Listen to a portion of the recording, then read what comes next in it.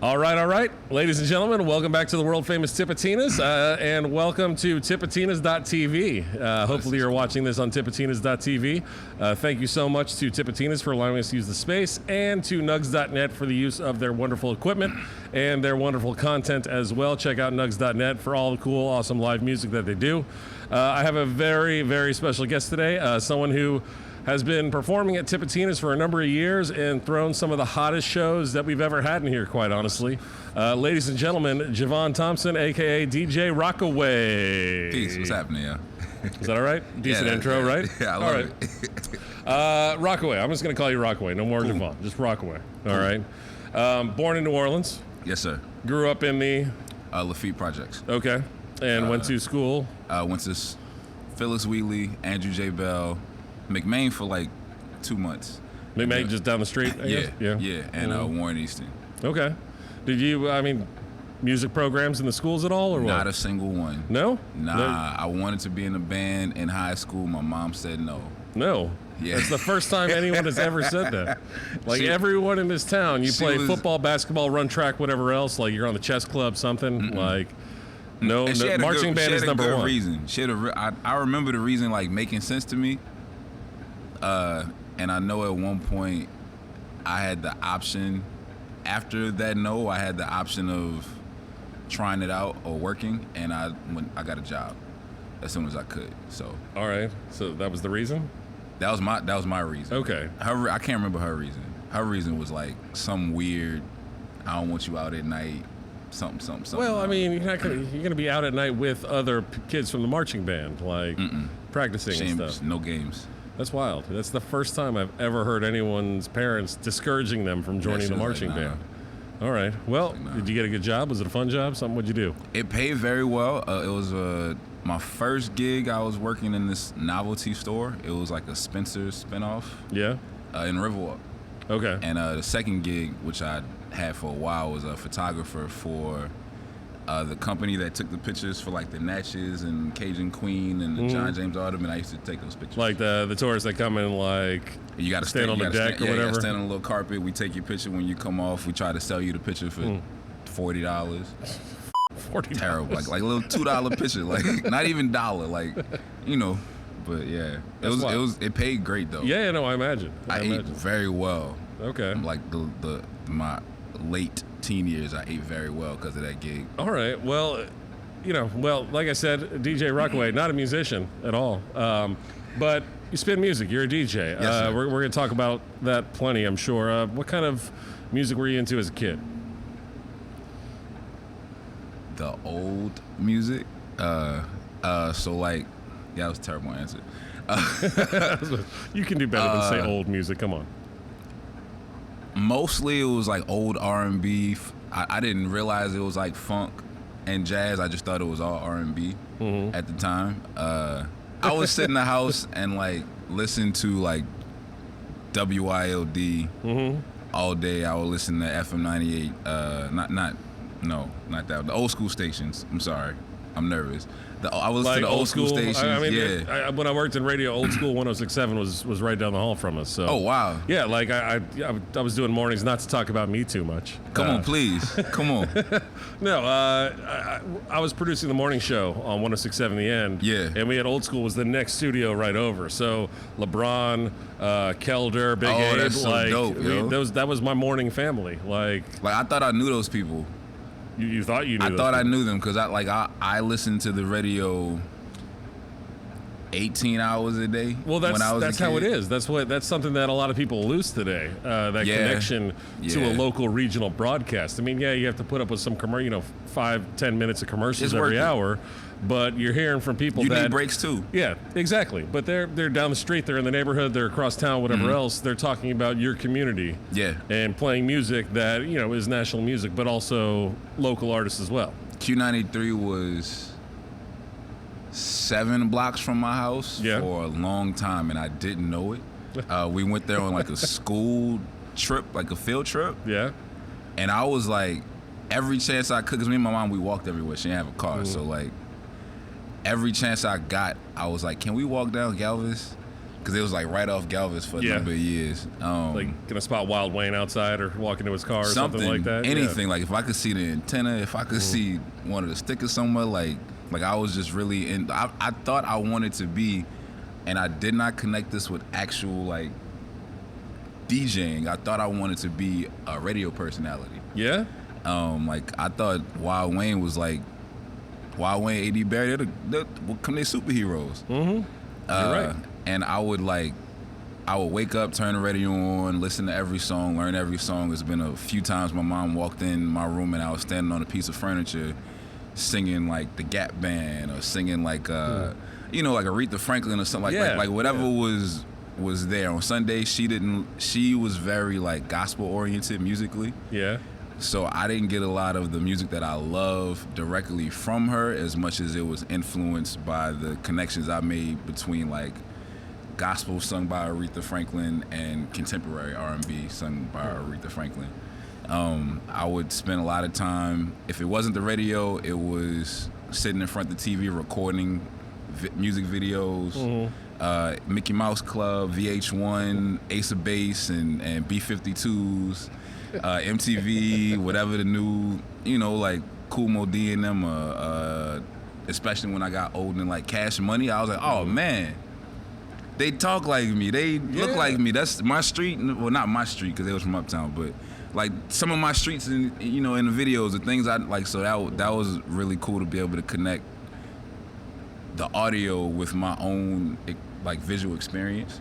Let me cut you up. How old are you, if you don't mind me asking? Right now, today. 35. Yeah. I thought you meant like when I... No. Well, I mean, we'll do the math backwards. Yeah. 35. Okay, so your perfect time coming up with Cash Money and No Limit and everything else, like New Orleans hip hop, when you were a little kid, you were already starting to listen to music while it was blowing up. And it was blowing up here before it took off around the country. So, the guys like Wild Wayne and everything else, they were the ones breaking these artists. Yeah. There was this... and nobody seems to remember this but me. But there were these nights on Q93 where they would play like an hour's worth. In my mind, it was the entire night, but I think it would be like an hour's worth of a particular record label from the city. So like Jubilee's record label would just be all Jubilee songs. Because that was the first time I heard Do the Mario was on Q93. All right. And my sister didn't live with us. She lived with my aunt. But whenever she would come to the house, she would teach me all the dances. There was a night where they played like Cash Money for like an hour. There was a night where they played No Limit for like an hour. And I remember like being in the living room downstairs. My mom was upstairs. The radio I had was probably like, it was one of those old fake wood grain red number radios, and I would turn it up real loud, sit on the table. Actual knobs, right? Yeah, actual knobs. I sit it on the little table in the living room, and I would have a party with all the lights on to Q93 and take breaks when the commercials came on. Let's go get some water, stretch, or go grab a toy that goes with this, or go whatever it was I was doing. So I guess you started to put on your own little parties as a kid, even. Yeah, but not intention. Something is wrong with me where I don't connect things that I wasn't doing any of the things then with the aspirations for the things that have occurred. Well, at best, you thought you might actually get to be on the radio. So that you could play some music. I just wanted to talk. Calling in, I used to call in all the time, never actually got on. No. My mom won me some tickets to the monster truck rally like that one time. Like I kept calling. I remember I kept calling. And they wouldn't answer. She was taking a nap, and I was like, Mom, I'm trying. She said, give me the damn phone. She called, handed me the phone, it was ringing. I was like, first try. Like, no effort, but shout out to my moms. Yeah, man. Well, I mean, everyone wants that action on Sunday, right? It was a great show, too. But, the radio and the TV were like my musical access as a kid. And my mom let me, go crazy with music. I guess it was cheap because it was on the TV, it was on the radio. Nobody had to she didn't really have to supervise because it was clean and stuff like that. Yeah, but I mean, you're only a couple years younger than me. Like, you heard something on the radio, you would tape it on a cassette, Yeah, and play it yeah, back. You didn't yeah. go to the store, When I spend was- $9 on a cassette. Like, When I was in middle school, I actually would take old VHS tapes and record like the remember the box? the box. The box it was a music station. It was like channel 70. You used to be able to call in and like order music videos. I don't remember. Okay, so there was the box, and there was also Cox Cable eventually started having like satellite radio on the TV. So like they had the music stations. It was all black screens. Okay. You press the button to make the information pop up. I would record that and bring it to school, and we would like. Well, they still have those stations now, I guess. They still but have the stations, yeah. Yeah. But we would listen to that like in class at school. Like that was they were like, "Yo, you brought a tape," and I was like, "Yeah." And we would like literally sit in class and listen to these music videos, songs, what have you. Well, let me ask you this: a much broader question Yeah. about enjoying music and learning and finding music. Is there anything you think that's lost with today's generation because they have access to everything? You can find anything. Like we're hit with so much content and so many things now that you get more than you would ever want and more than you actually do want. Almost Correct. like it's too much. Tell me your thoughts about that. How there used to be a connection to that radio station, that the box, the TV station, or whatever else it was. I mean, think, is there anything you can elaborate on that? At least your opinions on it. I definitely think there's less value. Like the consumers value the thing less. And I know people still value it. People are still excited about a song or excited about an artist. But there was a certain amount of work, I guess, that was required. Like there was so many musicians and artists that I didn't have access to because we didn't have money. Yeah. So one of the reasons why I got a job so early was so I could buy CDs. Like my sister moved in when I was 7 or 8. She moved into our house. She had CDs. She was my best friend because every time she left the house, she had a CD change in the room. So every time she would leave, we weren't actually friends. She hated me. But at the time, I've met your sister. She's nice. oh, she loves me now. Yeah. But we used to have real bad beef. But whenever she would leave to go to work or school or whatever, and I was home, I would sneak in her room because my mama didn't want me in her room either. I sneak in her room, find the CDs, and I would go like sneak to listen to like Drew Hill and sneak to listen to D'Angelo, and every once in a while somebody would leave a CD because my sister had kind of strict regimen music-wise. It was like R&B of the 90s, period. Like big old period, that's it. Yeah. So one day I found an Enigma CD in her room, listened to it nonstop. All right. One day I found a Goody Mob CD, Soul Food, listened to it nonstop. Soul Food and Phrenology from The Roots, which I also found in her room, are like the foundation of my personal love for hip hop. All right. As much as I love like Cash Money, No Limit, like things that were created here in New Orleans, those like It's like a groove-oriented hip-hop almost. yeah, and it did something different. I still don't really I'm still trying to understand what that difference is. But like having to like ask for a dictionary because I'm listening to a Roots album and they talking about like he casually talking about like I found out about flame retardants from a Roots album. Okay. I can't remember the verse. It was Dice Raw. And he was like talking about he basically referenced the idea that the flame retardant pulls moisture from the air, and he like named the flame retardant. I'm like, what do you mean pulling water from the air? Like what? And I really had to go look it up. Like and so having those kinds of moments, listening to Soul Food and hearing Andre 3000, and like who's that? Listening to Phrenology and hearing Mos Def, like who's that? Hearing Talib, who's that? Hearing Amir Baraka, who's that? But I also think the difference was I didn't own any Cash Money or No Limit physical albums. They were not around me.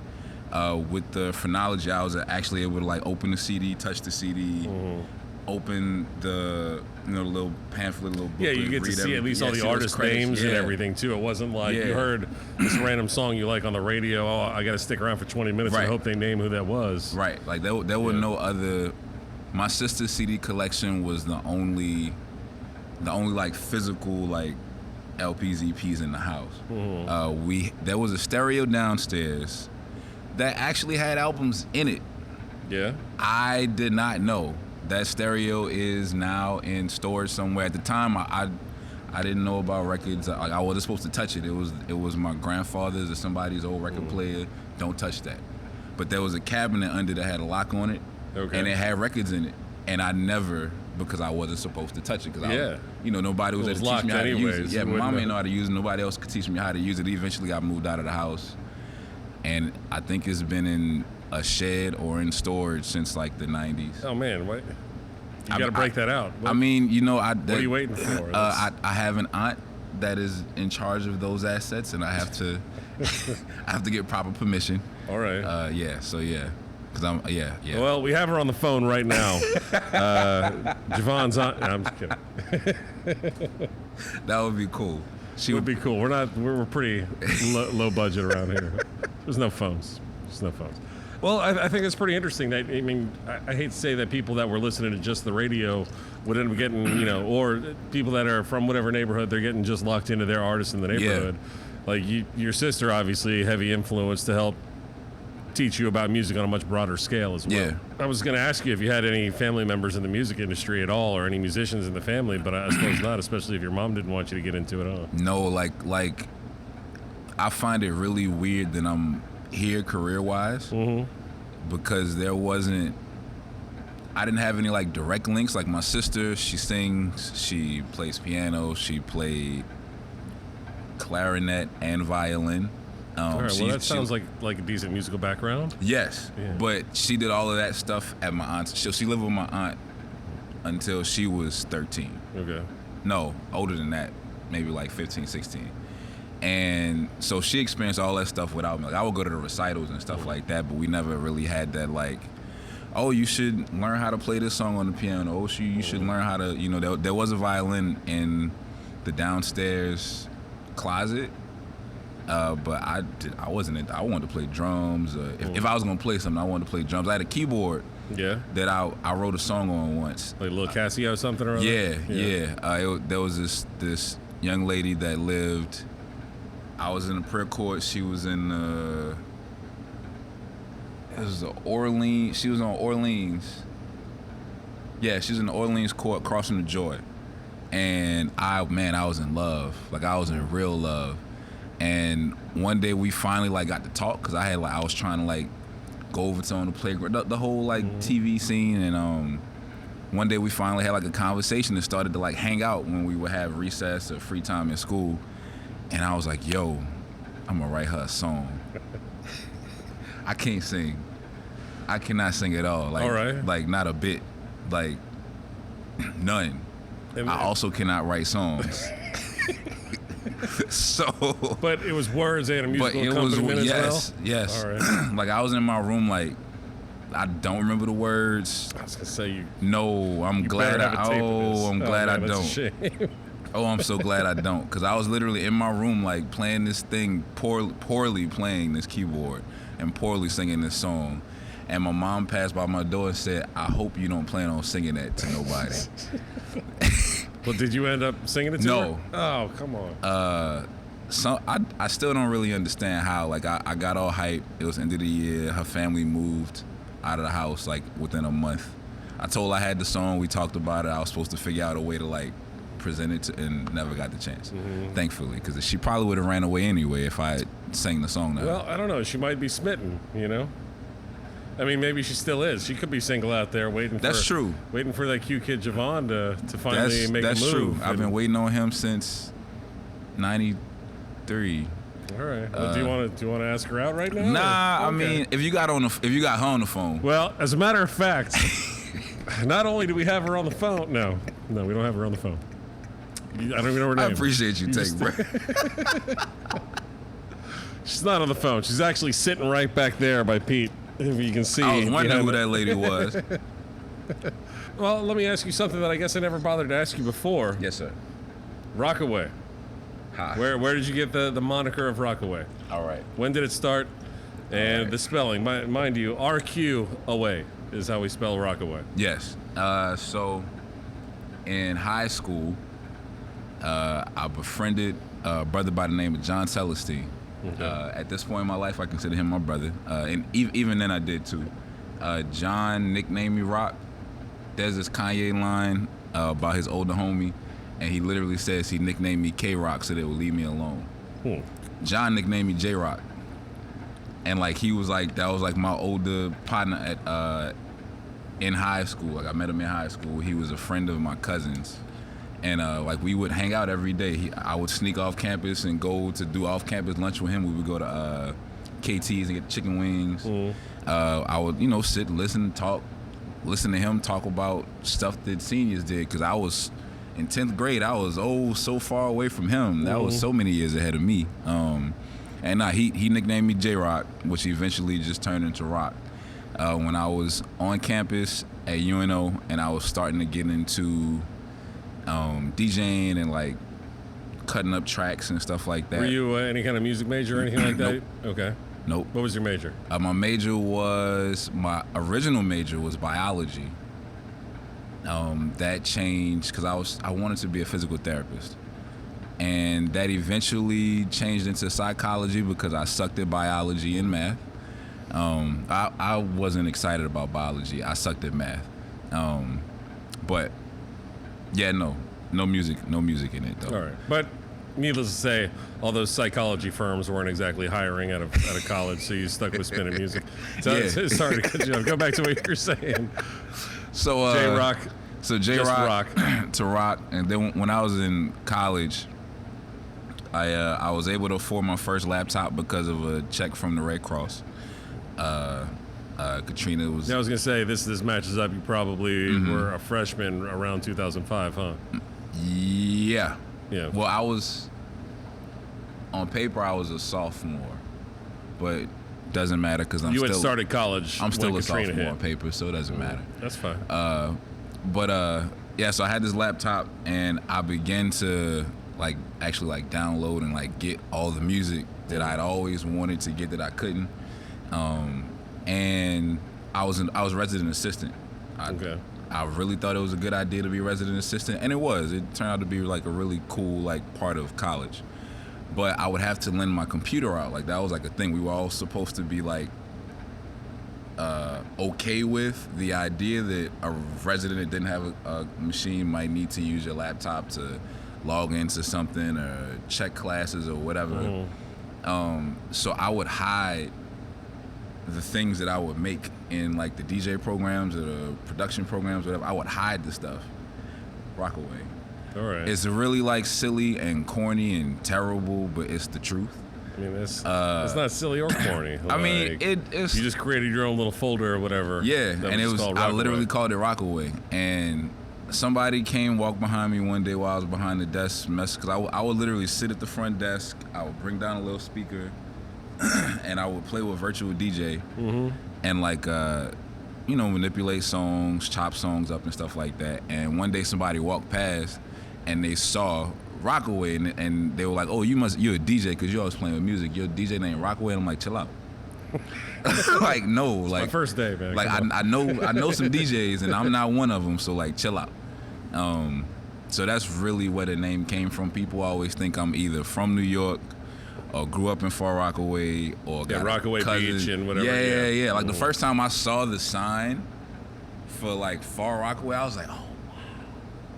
My background on my computer used to be the Rockaway police badge. Yeah. Because I was Rockaway, because I used to spell it Rockaway. Did you? Okay. Yeah. What made you switch it to the RQ? I had a girlfriend in college who was very, very supportive. Okay. She's great. And she lived in Baton Rouge. So she would go home on weekends, and she went to a party one day, and she came back and said, "Babe, there's another DJ Rockaway in Baton Rouge." And I was like, "What?" Man, and I got real mad and all puffed up, and I said, "How you spell his name?" And she said, "Just like you." I changed my name that day to RQAW. Is he still around? No, I wish. I wish. Yeah, you bet. Yeah. Rockaways are like Highlanders, man. There can be only one. That dude. There, I said. For the longest, she was my favorite drop to use. I didn't know Raj Smooth at the time. I don't think I told Raj this. I didn't know Raj at the time. But if you ever listen to a Raj drop, it was Raj Smooth. Ooh boy, Yeah. She recorded that for me, so it was Rockaway. Ooh boy, like that. It was the exact same. Yeah, I used that for a number of years. Raj, I really don't think I told Raj, so please don't be mad at me. I don't think he kept. All right. Well, that's where Rockaway comes from. Well, let me ask you this. Yes, Say, sir. for instance, we don't dance. We just pull up our pants. Then what do we do? Oh, I get really excited because we do the Rockaway. I get really excited about it. And then what do we do? Then we probably drink something. I thought we would lean back. I don't really want to lean back because back. if you lean back right away while you're dancing, like it's bad momentum. I'm really top heavy. I might fall over. It was a joke, man. I got you. I'm with you too. Yeah, that was my punchline for the end. That's at the bottom, by the way. Wait, why you didn't do one for the end? Just because we were talking about it, so it made sense. I got you. Yeah, cut that part Improvise. out. We'll please, because I messed it up being awkward.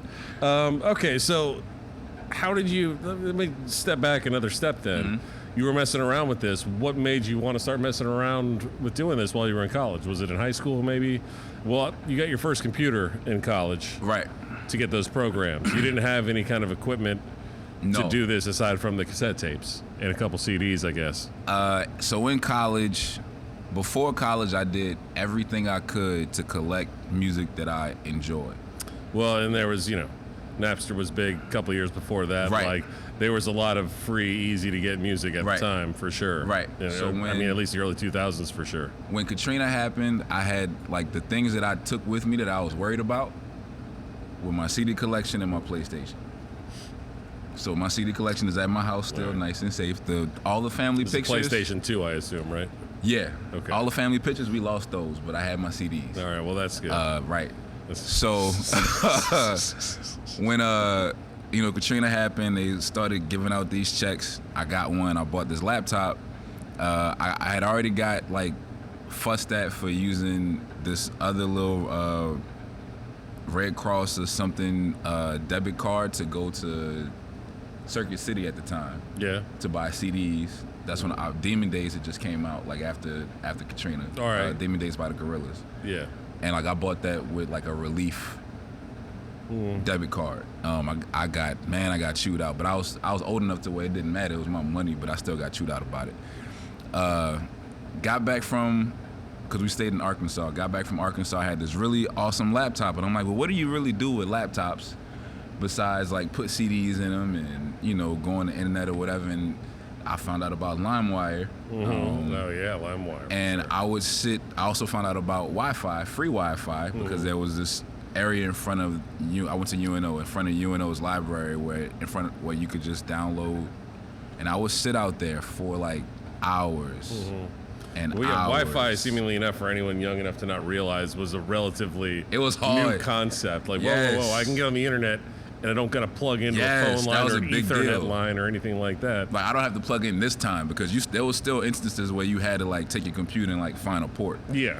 But in college campuses, it's probably one of the first college campuses in the area that had free Wi-Fi. Yeah. Probably. So I was just sitting out there like collecting music digitally, and I guess I became known as like the guy that was always playing music, always like talking about music and what have you. And when I became a resident assistant, one of the first things they told us was that you were gonna have to have programs. And I was like, programs? I don't know how to have programs. And since I had been collecting all this music, I love sharing music. Like I made so many friends. Like I just got off the phone with my best friend Phil. One of the biggest reasons why we are friends is because we saw each other, met each other, saw the CD case, exchanged CD cases, exchanged so like Devin the Dude.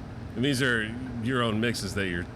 Nah, this is like CDs. This is like just regular CDs. Yeah, just regular CDs. All right. So like one thing I would always share the Roots with people because I felt like I was the only person that loved the Roots. They shockingly were not that popular here a long time ago. Which is strange to me. Yeah, I mean they're a full band. They're funky. I mean they groove. They do all the things. That you want a band to do, let alone a hip hop act to do. Exactly.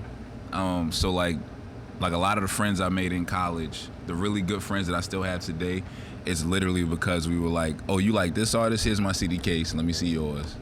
And so like I was amassing all of this music, so I would play all of this music all day. I made sure that I had a really cool sound system in my dorm room, so I was always had the door wide open, playing music. People could always come by, get new music from me and stuff like that. And when I became a resident assistant, I was trying to figure out a way to make producing programming for people fun for me. And I was like, well, if I include music in it, then it'll work. So I started having all these music-oriented events. So we had date auctions. Everybody had to have a song or whatever. Poetry nights. You had to send me the song you wanted ahead of time because I was DJing as well. And it became a thing. And then it was like, all right, we don't have anything else to do. Like the clubs were either closed or you had to have a lot of money and nice clothes to go to them, and they were really far away. A lot of us ain't have cars. So I started throwing parties on campus. And it wasn't I'm trying to DJ these parties as much as I was like, yo, I'm trying to provide this thing for the residents. And even, obviously I had the responsibility of playing the music too. So I would like have these themed parties. There was one that was called Polos and Mini Skirts, where everybody, the fellas are supposed to wear polo shirts, the women was supposed to wear, skirts. They didn't really do that, but it was still a good time. Like, so I would rent these. There's a picture on my Facebook. It's like close to the very beginning of all my pictures. There's a picture of me with glasses on, hunched into a laptop, trying to select the song. And there's this box next to me. It's UNO's AV department. We used to have to rent sound systems from them, but it was like literally like probably the same sound system that was at UNO when my sister took violin lessons there when she was a kid. All right. And I was throwing these parties, I was having these events, and it became known as a thing. So like people that lived in like private tip place, or even people that lived off campus started coming to the events. And I was like, this is pretty cool. This is dope.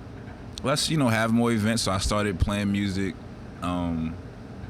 outside of like just in the dormitories. I would play music for any like black organization on campus. I was playing the music. Then eventually it became I was playing music for like the SAC and stuff like that. And I was still having this issue with referring to myself as a DJ because at this point I was studying actual DJs and I knew them. So I knew like Matic, I knew who Raj was, I knew who Mike Swift was, and I was like, Mike Swift is a old school alumni. Sorry, go ahead. Oh, dope. Yeah, Mike is nuts, yo. Like he's like so like talented, like actually like talented. He doesn't live here anymore, does he? Yeah, he's in. I think he's in DC now. All right. Sorry. I think that's what it is. Yeah. Tangent. Love you, Mike. I haven't seen you in years. I hope you're doing well, man. He just had a baby. Oh, mazel tov.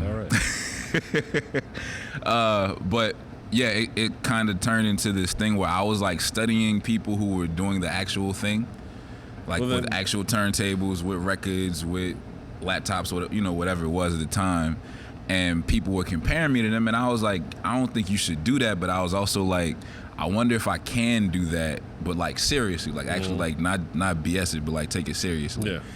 And I didn't have no money. Like I was in college. That's it.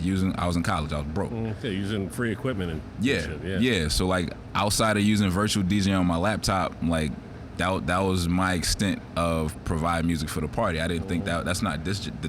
The words are disc jockey. I was neither. So later on in my RA career, I met G. Everybody knows him now as DJ G. Okay. And G had his partners. I had my partners. And I was playing these parties and events for the black organizations. G and them started doing the same thing for the Hispanic organizations on campus. There were times where we would like work together for the mixed events, or for the like campus-wide events. But we were doing these things separately, and they were like, "Yo, let's start a DJ crew." And I was like, "Fam, we not DJs. like we can't just. You gotta. We skipping steps." One day I got a call from G. Again, we were all resident assistants. We absolutely abused our power.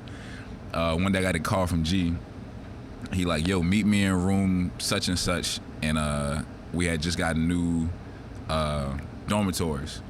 And he was like, meet me in room such and such in the dormitory. So I give him a key card. I go up there, I open the door. It's turntables and a Rain 57 mixer and a MacBook. And I'm like, how? And they like, don't worry about that. And these cats, like the next week they had talked themselves into a gig at a major club. Not gonna talk about it. Because there was some No statute of exaggerating limitations. that occurred in order for them to get. Well, I mean, people lie to get gigs all the time. Yeah, yeah. Not to interrupt too much, but like we get plenty of emails at Tipitina's from bands that are like, we sold out this club or we played this club, and they start name dropping clubs or acts that they've opened for. It's like, a lot of people have, I'm sure they do it for Tipitina's as well. When bands say, oh, we played an awesome show at Tipitina's, it's like, they don't know. Like, we have...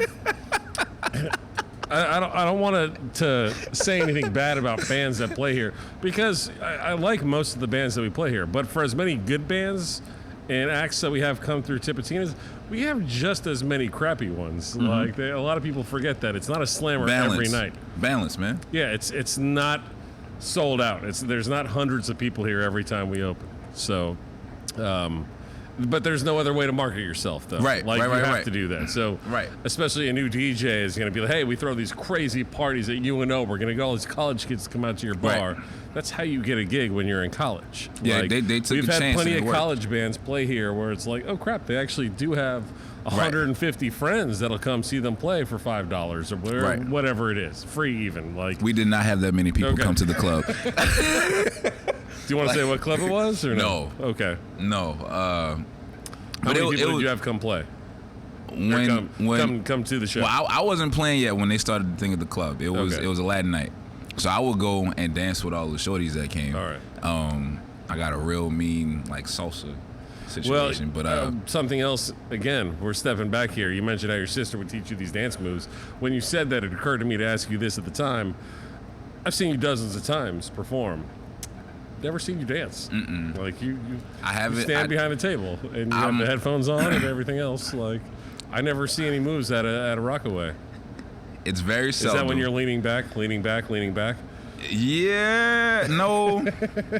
Like it's very seldom that I dance, but I think the number one reason why I don't dance here is like it's very well lit. And like I'm like super like. Well, you're on the stage 3 feet above everyone else, and the lights are on you. So you're well lit, yes. So like I don't know if I've ever expressed this, but I take this place very, very seriously.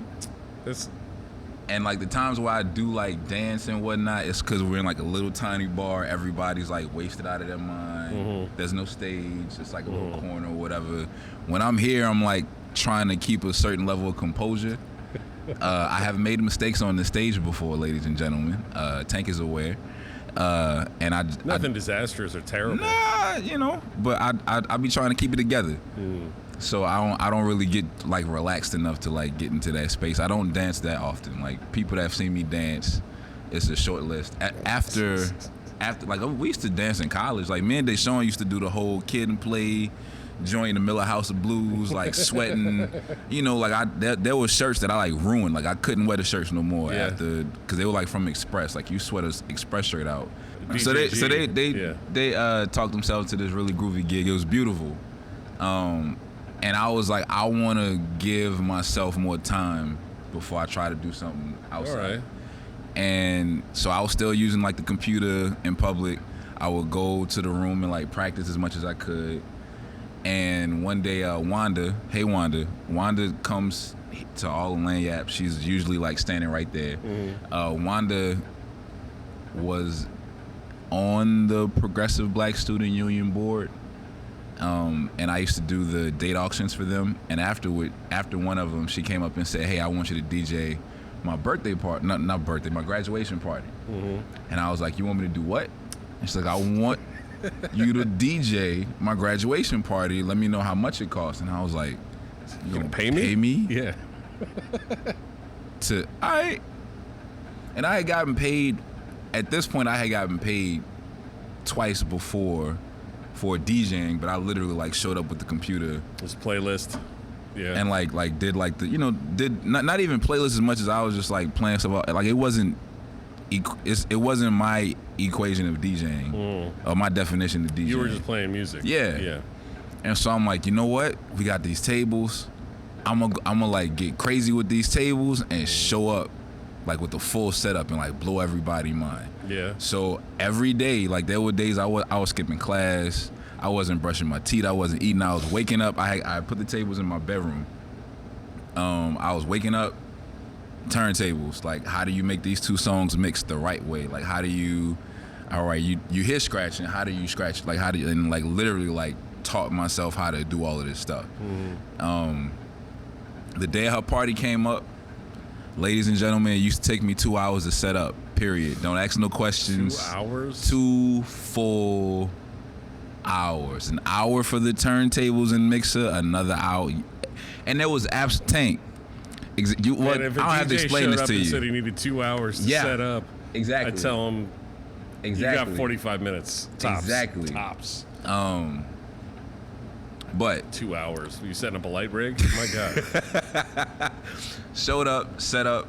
People start coming to the party, and these are like people that I know, like my friends, and they like, where you got those from? Man, you don't know how to use no turntables, bro. You ain't no rock, like you ain't about to whatever. Killed it. Yeah. Killed it. I would probably hate it now, but for the time. Well, for you're in the larval stage or whatever you call it, embryo stage. Right. Yeah. And it was like it really became a thing. Like that's like rock a DJ. Like that's it. Like we not going back. Rock a DJ. That party, another like acquaintance of mine had family at Rays on the River. All right. So she got me an audition at Rays on the River. The audition was before a set by Raj Smooth. I was so hype. I was more hype about the possibility of using the same table as Raj than I was about the audition. Really? Like I was that hype. Played an hour-long set in an empty club for the owner. He was on his phone the whole time. And I was still in there like sweating, like trying, sticking the mixes and all of this kind of stuff. After when I was wrapping up, Raj was walking up with his intern, who I think at the time it was Trent, T-rated violinist was his intern at the time. He was carrying his turntables. All right. And I'm like, how you doing, Mr. Raj? Like Mr. Raj. Like I had met Raj before, but never like I had interacted with Raj before, but never like officially like formally met him or whatever. And yeah, Raj came set up for the party and left. The dude liked me, so I did wind up doing. There was like this extra room at Ray's, and I played the extra room one night. There's some very odd pictures. I was dressed poorly. Like it's this place where people was showing up in like dress clothes, and I had on like some really cool Hulk T-shirt. Yeah. But the party was fun. Like all my friends came, stayed in the room. It was fun. A couple months later, back to G-Nem. G-Nem used to go to this bar and like eat. They had free red beans on Mondays. They had steak night on Wednesdays. And G was like, yo, come to this bar. We hang out there all the time. It was Handsome Willie's. All right. And they, after hanging out so much, they talked to the owners and like got a night. So they had this really cool night where they basically would just play music and invite all of their friends. So it wasn't a Latin night, but it was like all Latin. No, but it was like a no cover. Dance. Yeah. Right. But it was like just their homies would come. Yeah.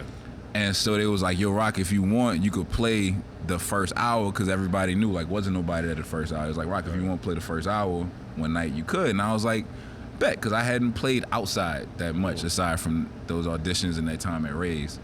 And I got there, played this hour set. I really enjoyed the set. Like I was in there jamming. One of the owners afterward like pulled me to the side. He was like, yo, are you interested in the night? And I was like, yeah, man, I'd be into that. Like real cool, like real, I was like, yeah, I love that, man. What's your I don't know where the words came from. I was like, so how does compensation work? What have you? And like he told me some crappy percentage or whatever, some crappy starting percentage. And I was like, all right, cool, great. Thank you, man. I'm looking forward to it. And I walked outside and I walked across the street to the parking lot and I screamed and yelled because I was like, yo. I called my big brother John. I was like, yo, dude just offered me a night at this bar. Like, and he was on the phone. He was hyped too. He was like, yo. I was like, yo. And I think in like 2 weeks after that, I started playing at what would become the Tipping Point. Mm-hmm. And it was awesome. Like it was really I was still kind of surprised about the whole thing because I know I had prepared for it, but I was still like, I didn't realize like this is what it looked like for that preparation to meet the opportunity. And like the tipping point started as just like a night where people that loved me from playing events at school would come. So it was like always packed. It was always like a bunch of drunk college students. Yeah. Which is it's a really great way to start a DJ career. I think that's how DJ careers are started. But like to have people wrong? well, yeah. But it was so reassuring, like early on, like nobody could tell me nothing because there were always people wherever I was DJing. Yeah. Ahead of time, and I like took that. I don't know. It was great. It was because I don't feel like if I had started another way, I would have had like. If I would have just went to some random club I didn't know anybody and like put me on the night and let's see who's going to show up, I don't think it would have went the same. Versus like me having all these friends like, yo, I'm throwing a party. Oh, we coming. It's like 100 people come to Handsome Willie's. That's way more than enough. Like you said, you're still a sophomore at UNO. Yeah, like it was. Was this the break where it was like, you know what, I can hustle and just do this? I don't think I was. I think it was like 2 years before I was worried about the money. As much as I had this, when I was a resident assistant. I mean, you were already cutting class just to try and get better at this, right? You know, like I kind of made it my thing to like provide or try to think about what the other people like me on campus needed. So like people that I would spend time with, I would listen to like what they're talking about. We can't afford to go to the clubs. We can't afford to travel downtown. We really need to. It'd be nice to be able to like chill and kick back and hear some cool music. Like, so my mission was more so like, let me figure out how to provide this space because ain't nobody else doing it. Yeah. And I have like some of the resources is the music, the passion behind the music, or the passion for the music because I wasn't making it. So like being able to like provide a space for some soon to be drunk early 20-something-year-old kid with $10 in their pocket, that made me like really happy.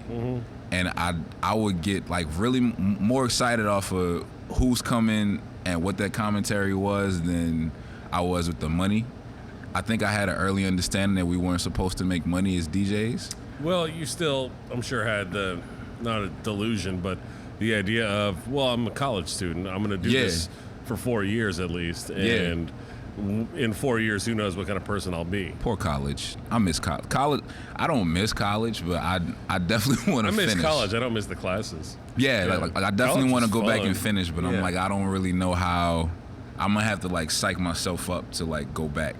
Because the idea of like sitting in a class and waiting when I kind of went around waiting in some ways. I mean, here's the one thing that I think you might find, and I think when I was in college, there was a couple, older people that were well beyond the normal college age, that were already adults, middle age, whatever else. Like they were not thrilled to be in the same classes as some drunk ass kid like me who was getting stoned before film class or whatever the hell else. Like. I think at this point I honestly think it's more about, because I have a son, he's 7 years old, and I really think I want to graduate. At this point, it's more so about being able to tell him to go to school, because he understands that I work, but I think he thinks that my work is just the part where I'm on the stage. Yeah. And I really want him to be able to understand, like, working and earning money and earning your not just your financial keep, but like your like social keep, and like you're like actually like producing things that better your environment, stuff like that. So that's part of the reason why I really want to go back. Well, I'm glad you said that, because there is one thing, and you mentioned tipping point. We'll go back to talking about tipping point. The land yaps that you've been doing here about every quarter, every 3 to 4 months. Yeah. And we get hundreds of people in here shaking their ass, and it's always a lot of fun. I love it. I think it's great. Me too. And we can talk more about that as well, but specifically I want to talk about how you generally, if not every time, I think, do a canned food drive for Second Harvest Food Bank. Yeah. The community aspect to what you do, you can take it from there, but there's always a community aspect to every event that you do here. Has it been that way for a long time, or is that something that you waited on? So that is like and it's not even just Second Harvest Food Bank. Like, right. They're a great organization. They've been feeding tons of people during these pandemic times. Right. And they've been feeding people for years and years and years. But the AIDS tests and everything else that you've had go on, like there's always some sort of general community wellness associated with events that you put on. How did you start doing that? So in the same way that, like, I guess I was less worried about money and more worried about, like, the impact. Mm-hmm. It was the same thing. Like then the impact was for the mental space of a college student. Like, we like stressed out, we pressed. Yeah. Most of the people that was coming to the parties were people that I was friends with as, like, staff on campus. So, like, I worked in the help desk. I was a resident assistant. I was an orientation leader. So, like, 50% of the people in the space were literally there for, like, release and relief. And from that, it was like, all right, cool. People have figured out this is a place where they could come and get that stress dropped off. Yeah, it's like adult recess, you know? And across the street, and this is very dramatic, but seriously, across the street one night, if you look through at Handsome Willie's, for those that have never been, directly in front of what used to be the DJ booth is a window, and directly across the street is a parking lot. After the parking lot is an overpass. It's Claiborne Overpass, and it will always, like, it's always littered with homeless people. Tons and tons of, like, it's a really great, not great, it's a wide open space that is preferred by those that are looking for, like, shelter out in public because they don't have homes. And no matter what, if you come into Handsome Willie's to party, you have to see them. Yeah, if you're in the party, you can't just, like, ignore the tent city and people just sleeping in boxes and stuff. Yeah, and I've just always been excited about helping people, because, like, I'm alive and, like, in the space that I'm in because people helped me without having to. And so I always wanted to reflect that, and I was like, all right, bet if I get this many people out to sweat and drink, maybe I could get a couple of them to donate food, and maybe I could get a couple of them to just care about the fact that people across the street, like, while we in here partying, like, sleeping in, like, dirt and other things, you know. Yeah, I mean, a can of beans goes a long way. You know?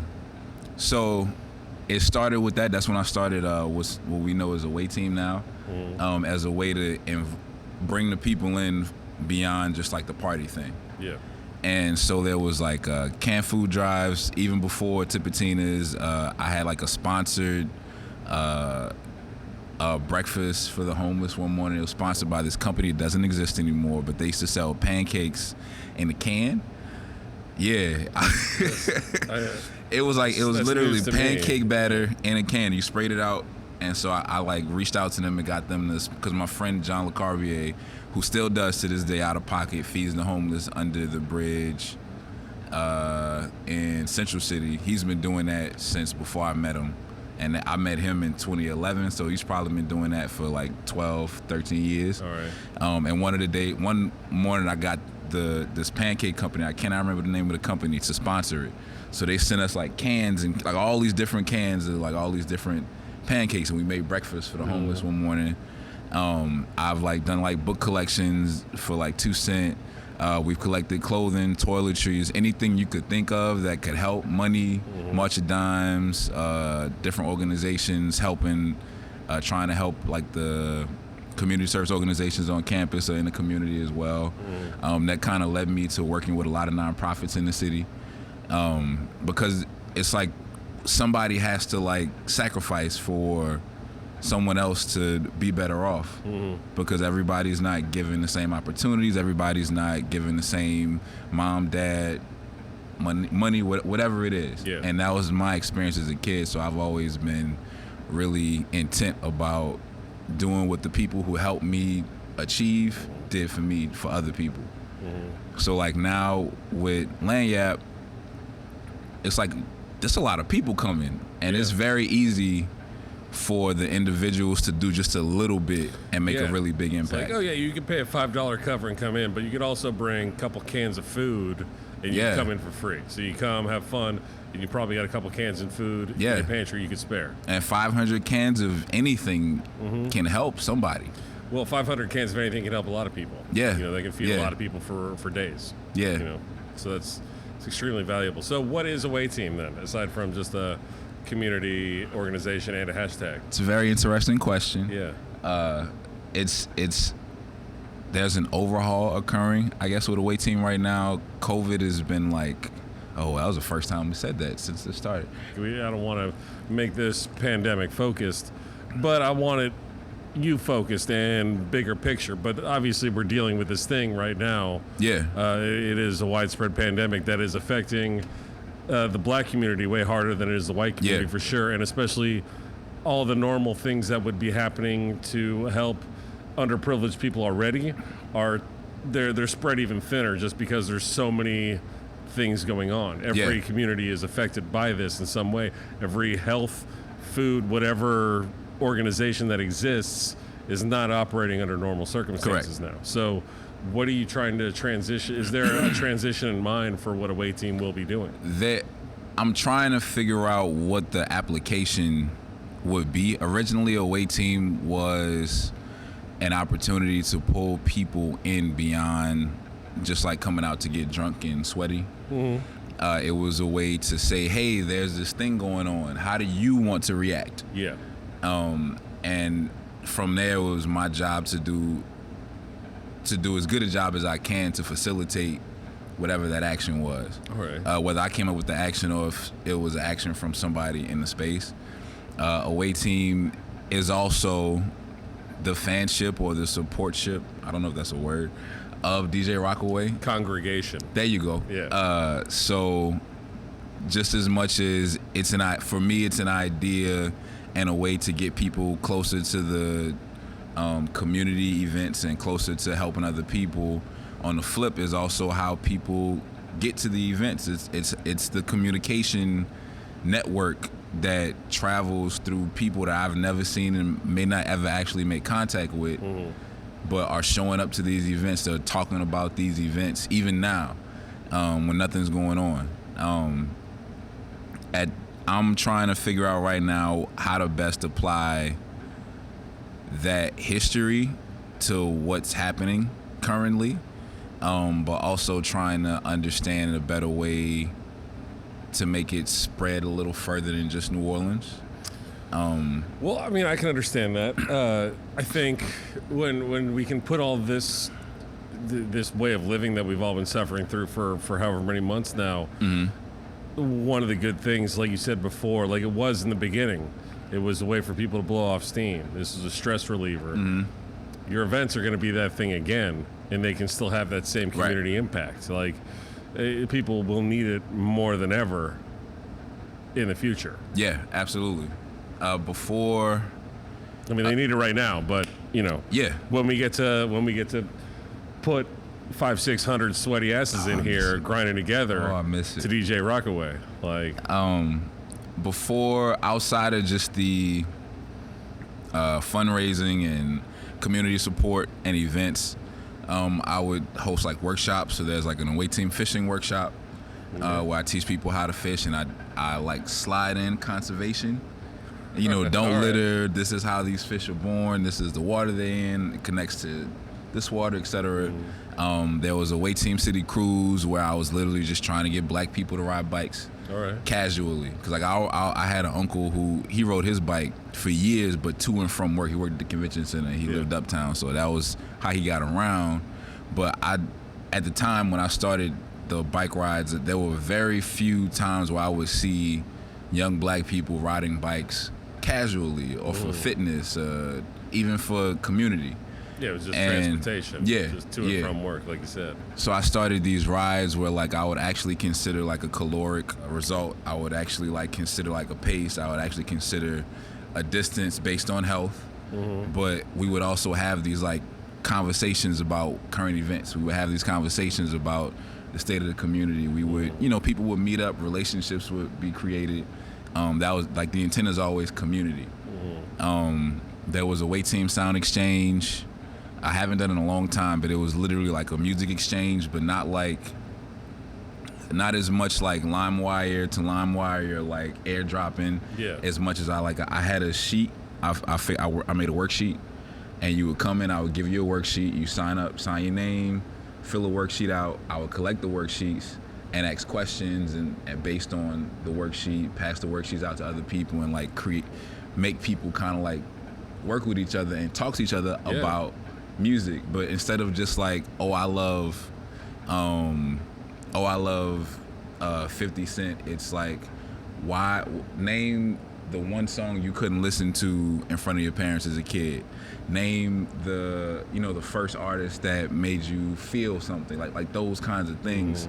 So yeah, it was about music, but it was also about people exchanging themselves around music together. I'm missing an event.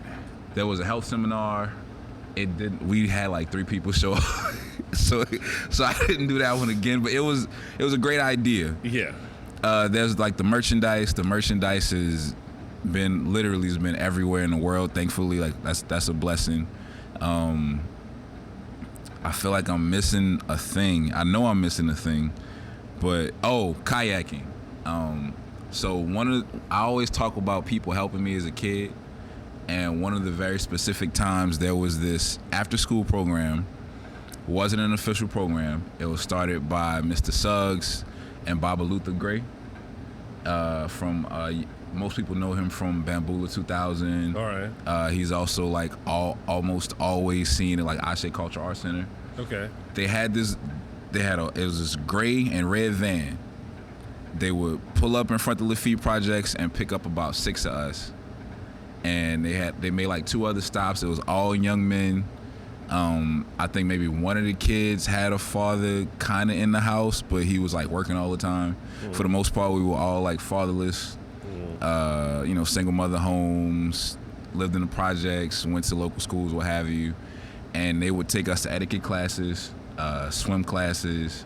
They would take us to play basketball, but with like an actual like coach, like somebody that knew conditioning and like teach us the fundamentals and whatnot. My first time touching the camera was because of that. All right. My first time kayaking was because of that program, and this was out of pocket. This wasn't no like sponsored NORD program. It was 2 brothers that was like, yo, these kids need some help. Yeah. And so whenever I talk about like Spread Love Is the Nola Way, comes from like those fellas are part of that. Part of the reason why I started that.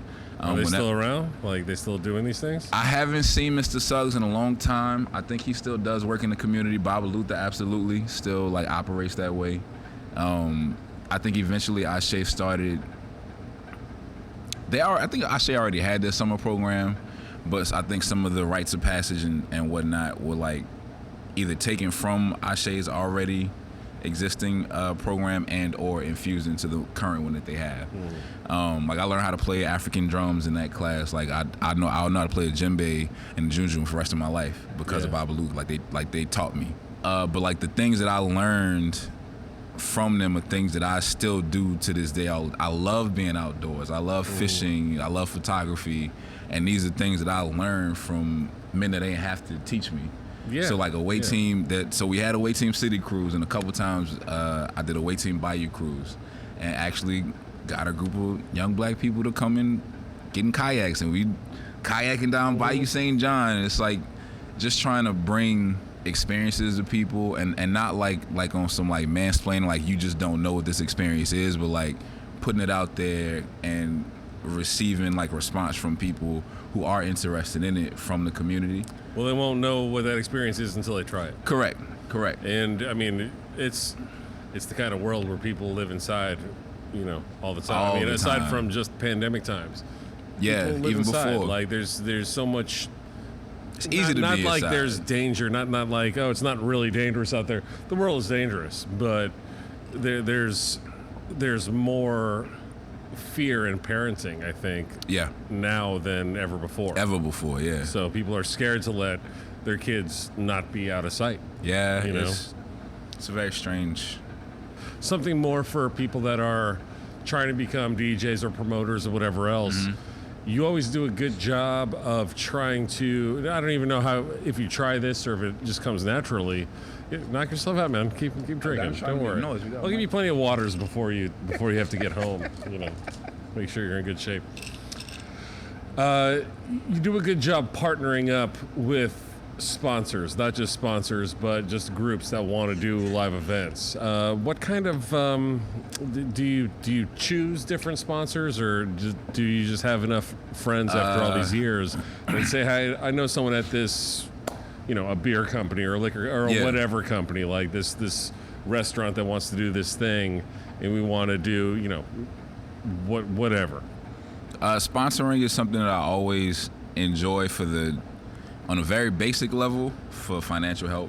Yeah. Like all the things that I talked about with away team, like any supplies or whatever, that was always out of pocket. Mm-hmm. No matter how broke I was or not, it was out of pocket. Then let me ask you this: something for people that are coming up. Then, what kind of recommendations would you get for people that are trying to get any kind of sponsorships for their events that are starting out in their backyard and they finally are getting into a club? Have a plan. Yeah. Like the friends that I have been able to engage or acquaintances, because some of the people that I've engaged in being sponsors I didn't know ahead of time, but having the opportunity to engage them is cool. But like when you get to that meeting, because even though I know them and it's like, oh, cool, like I still got to be like, yo, I want to do this and this. So knowing what your intentions are, being able to write them down, not just say, yeah, I want to have a party with a bunch of people, but actually talk about like your impact, having intended impact. Mm-hmm. I always intend to make sure we have this many pounds of supplies at the end of the night. So I advertise based on how much of the positive impact I'm trying to have. Mm-hmm. If it's an event where there's no like donations or anything going on, how many people do you want to impact that night? Be able to know what that is, be able to say what that is, talk about the capacity of the space, talk about the colors of the lights on stage, be able to talk about the music you're playing, not just I'm playing the new hot music, but say, be able to know that you're gonna play this particular song for a reason. And know in that detail, because when you walk up to people and you're like, yo, I need your help, this is like actual money right now. I know some of the sponsors are kind of itching for something to do. Yeah. But on a regular day, they have way more opportunities to connect with people who are doing things. They're trying to spread their brand. They're not just trying to give you money. Mm-hmm. So understand that you need to bring a benefit to it too. Don't just like look for what you're gonna get. Like be able to like, it's a relationship. If you do it right, it's a relationship. If you do it wrong, it's an event you had, and that's it. So I think that's the no. I think that's a perfect answer. Yeah. You mentioned your buddy T-Ray, the violinist. Yes, sir. So we're gonna sidestep and pivot a little bit here. Is he the first live instrumentation you've ever worked with before, as a DJ? He wasn't the first. And I've seen a couple videos, and I mean, he's phenomenal. He is amazing. Player. Still, like for as long as I've known him, Trent has a very particular passion for what he does. I thought his name was Trey. I just assumed. A lot of people did. Yeah, that was our favorite joke. All right. Well, I saw this video of y'all doing something. It might have been in Atlanta or something like that. Yep. And it was cool. Like you were studying. What's that? You were studying before this? Yeah, no, I do my homework. See? Yeah, I compiled this whole dossier, a manila folder's worth. It's actually just the one sheet, but it's a one sheet. It's a dossier to me. Yeah, man, I got a half hour to look on YouTube to see any stuff about you that I might not have found before. I forgot that video existed. That was it's a cool song. That's what I'm saying. It's only 5 or 6 minutes or something like that, but I was thinking like, damn, I want to see what the hell else you can do with someone playing the violin, because I've never seen you do anything like that before. Like I've seen you have singers up with you before and stuff, but I can't recall you with another instrument, let alone a classic string instrument. Nah, like that. Trent, before Trent and I, because I had played with bands before. I had played with like drummers by accident. I had played with like, because it'd be like I'd be setting up and like whatever show I was playing at, there was a drummer or there was, somebody, and we were like, they're sound checking too. Yeah. We trying to like jam out a little bit. Fat Word had a band. I don't know if y'all remember Fat Word. What up, Fat? He had a band, and I think one of the first times I did it was here. It was just like, I always call it a compilation show. It's not a compilation show, but it was this like hip hop show here. Talk into the microphone. My bad. Fat Word performed. I was DJing for him, but there was a band on stage. Yeah. And like I had like accidentally like scratched or something, and like the drummer heard me, so he jumped in. Mm-hmm. But it would be like moments like that, and then I played with, was it D1 had a band or something? Either way, me and Trent got the idea by accident. Like it was like we were in college together. We were both going to UNO. There's a stage that we will tell this. This is a famous story. We built a stage to perform at Punch and Train Hall in the new dormitories. There was some like extra scrap wood from some project on campus, and we built these two little pallets, painted them. I don't know why we painted them blue. Painted them. I think that was the only paint they had. I don't know. It was ugly because they left the paint behind. Also, right. Yeah. And there was this courtyard that hadn't been. There was no grass in the courtyard. It was just sand. So it was terrible on a windy day, but we would perform like those same poetry nights and whatnot. We would do them on that stage in the courtyard, and Trenton and I performed this one particular time, and we had practiced and everything, and it was like really amazing. But we were both like, dude, like that's like, all right. So then we like tried to like purposely perform together, practice together, play together. Trent has had many iterations of his own band. I've had many iterations of where I'm playing or not or what have you. We've been on tour together before. We did this tour in London. It was a 7 performance tour in London. They were mostly like open mic nights, but they were like the really good ones. Yeah. And that was really groovy to be in London, like playing for people and like people running up. Why did you do this? Why did you like? They were really into like key changes and like rhythms, and like they were really into like the mechanics of the music nerd stuff, right? Which was really like cool because, no offense to America, it's like it seems like we're more like result and impact focused, whereas they're more like detailed. And I love people that care about detail. So like being over there was like really like. It was a great experience. Trenton and I have performed. T-Ray and I, he'd get mad if I called him Trent too many times. T-Ray the violinist.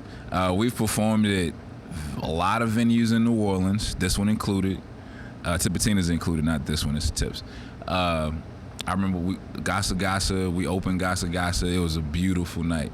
We did this rendition of Smells Like Teen Spirit that I will never forget. I would later play with like Room Service Band, Bettis's 3D Band, Tank and the Bangers. We met up on a bunch of different stages, and I was playing and I would jump in. Like, oh, you know what? I'm forgetting Uniquity. Uniquity was Slangston Hughes' event at Dragon's Den. Slangston had a band. I would usually be I was a house DJ for a couple years. So I would always jam out with them, especially if somebody I knew was like, because he would always have different people, jumping into play. And if I knew somebody, we would jam out, especially a drummer.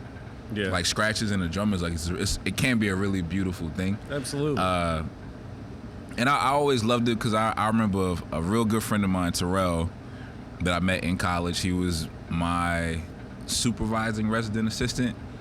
One day we were having a conversation about DJing, and he was like, DJing, or at least the way you DJ, is like a drummer. Like you be keeping time when you scratch, and I hadn't thought about it like that.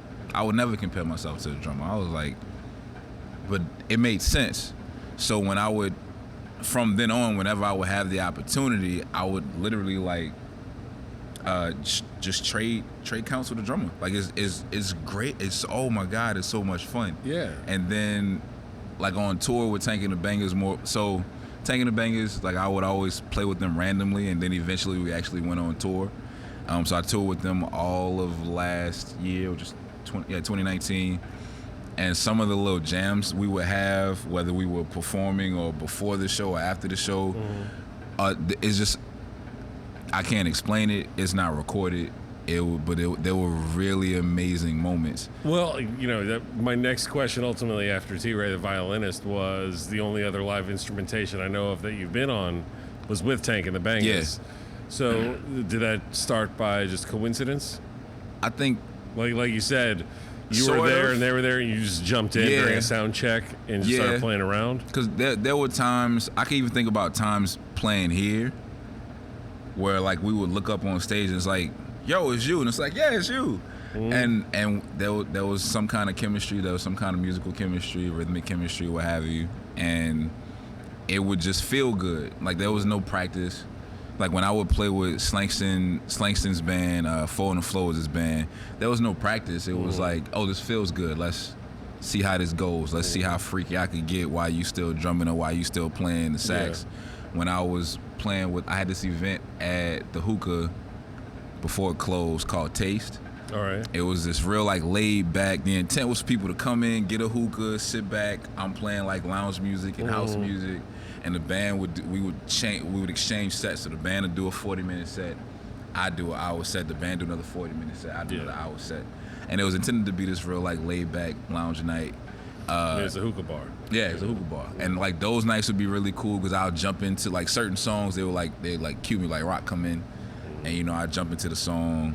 And being able to, I think about Kanye West a lot because if you think about his production, Kanye, especially early Kanye, he did this really good job of making those pauses count.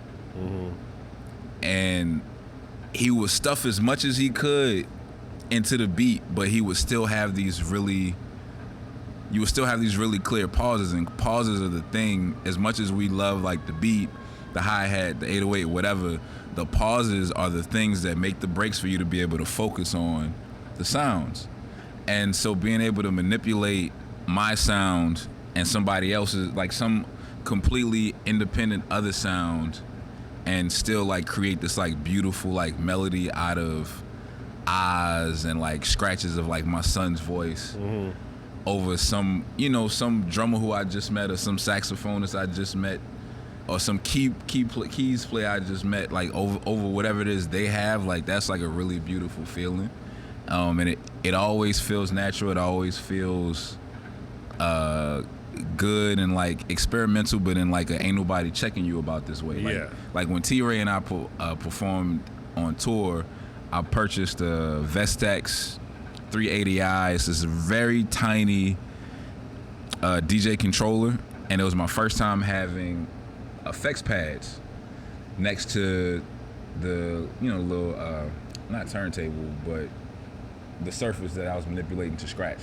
So we would actually selection was kind of fresh, so we would play like tracks that were either official selection tracks or like tracks that Trent produced, and I would really just be up there like producing on stage. I've never actually produced like at a house or anything like that, but it's like production-esque manipulation of songs and beats while Trent would play in and over and but still like I'm always interested in the pause. As much as like the scratch and the eye and all of that's important, but I'm really interested in that perfectly timed pause. Like that's my focus. But touring with Tank and the Bangers was. How many shows did you do with them? Oh boy, I don't think it was 100. I mean 100. I don't. Nah, I would have to count. I know it's more than 20. Yeah, dozens. That's boom. See, that's a good average. Get you a Dozens. tank. Get you a tank. Well, me and Tank are synonymous. Were you going to be on that tour? Because they were going to go out with the Revivalists this year. So okay. Wait, did you get to do this? No, I wasn't going to make the Revivalist tour because I had some contracts. The follow-up tour, I was going to be on a follow-up tour, which is I was supposed to leave April 18th. Well, there's still time. So there's still time. Yeah, but even still, I mean, I don't mean to call them local heroes, or I don't know. I mean, but they are. But that's just it. Like, there's something to it. They were around grinding for years. Yeah. Then 6, 7, 8 years in, get the Grammy nod for, I think it was like Best New Artist or something. It's like, they're not new. They've been around. Y'all just finally just caught found up. out, yeah. Y'all just finally caught up. Because they had done the Tiny Desk a couple of years before that even. So, That's every time we stopped, I think like the third expression from someone, no matter where we was, we saw you on Tiny Desk. Well, they won. That's a huge honor. That's a huge honor and a huge accomplishment. Matter of fact, the first show I did, I don't know their names. The guy that created Tiny Desk introduced me for the first show because I had an opening set. All right. And that was like, I was so nervous, I didn't realize what kind of moment that was because regardless, like he's important. And the crowd that was there was like very like, they knew him. It was in Ohio, the first show I did with them on the road. And the crowd was like very into him. They were very into Tank and the Bangers. So when he introduced me, it was the coolest DJ Rockaway I had ever heard in my life. Yeah? And like the set was just, it was like, I think I played for 15 minutes and it was like a lot of like funk, R&B, like Earth, Wind and Fire. I can't even remember everything. There was Earth, Wind and Fire in that set. There was Selection in that set, but just a little, well, Sango specifically in that set. There was Nikki the B in that set. Yeah. But it leaned more to like the Isley Brothers, OJ's, like that was the bulk. It was beautiful. Like people was like dancing in the little balcony. Yeah, people was dancing in the little balconies and whatnot. But your best intro ever, huh? I mean, mentally. All right. I'm maybe not actually, but mentally, yeah. I was gonna say, I guess it occurs to me also, I often introduce the bands here, and I guess I never introduce you because it's almost the music just goes from whoever's in front of you, and then you slide in. And that's because I'm seamless. weird and I don't get it. I should just get somebody to introduce me, but I'm really weird about that. Yeah, you're looking at them. Yeah. So when we come back and we do another land yap, I will work up the best intro. I'm excited. Possible. Something crazy, like WWF style. Crazy. You gonna pop out a cake? No, I'm not popping out a cake. All right. You can't find a cake that contained me. All right. All right. So you got to work with Tank and the Bangers, good local friends and everything else. Are there any other bands out there that now that you've been with a big full act that's killing it on the road, is there another band you could see yourself ever performing with? I mean, the only band I would think of other than Tank and the Bangers is The Roots, but that's just because The Roots are like my favorite musical entity. Yeah. I've always intended to not copy them, but like model the things that I've received as like philosophies from them about music and creation. They are my favorite representation of hip hop because they very publicly and openly learn from all of these other genres, integrate what they get from these other genres like flawlessly, and it still comes out hip hop. I think they have a DJ already. Yeah, I mean, I'm sad because I've never actually played. There was an opportunity here. I got a call and it was like, "Yo, Quest coming, you want to open?" I'm like, "Hell yeah, I want to open." But of course, we all know who wound up opening that show. Hey, Melissa. It happens. It happens. She's a darling. Yeah. No, I mean that's her people though. Like, she actually know them. That's her people. But well, we'll put in a call. Me and the last time they played, I'm not. Never mind. Cut that part out. I was going to tell the story. I did open last for, time Questlove. I opened for Erica twice. One time here. Yeah. Open for Foreign Exchange here. I was so nervous that show. You didn't do Rakim, huh? No, I was working that night. I don't know where though. That was last year, right? Last summer, yeah. It was Essence Week. Saturday I might not of Essence been here. Weekend. Oh no, if it was Essence, I know what I was doing. Yeah, it was the Saturday night. Yep, it was the Saturday night. Yep, yeah. Because I wanted to be here, and y'all had that planned, so I can't even remember what other event it was. I thought I did, but there was other stories surrounding that. That show was supposed to happen months earlier. Correct. And there was another issue that came up that we won't get into. Showbiz. But ultimately, at least we got the makeup. Yeah. In July, it was supposed to happen in February. That's a groovy makeup. Shout out to Rakim, man. Yeah, no, it was phenomenal. Like one of, again, not to try and like make a ranking list. One of the best hip hop shows I've ever seen. And we got That's what so I heard. slammed, bartender didn't show up. I had to jump behind the bar. And Come on, I Tank.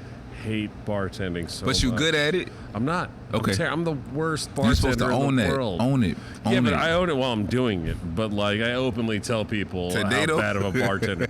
Like, they'll come up and order like something stupid. I'll be like, nah.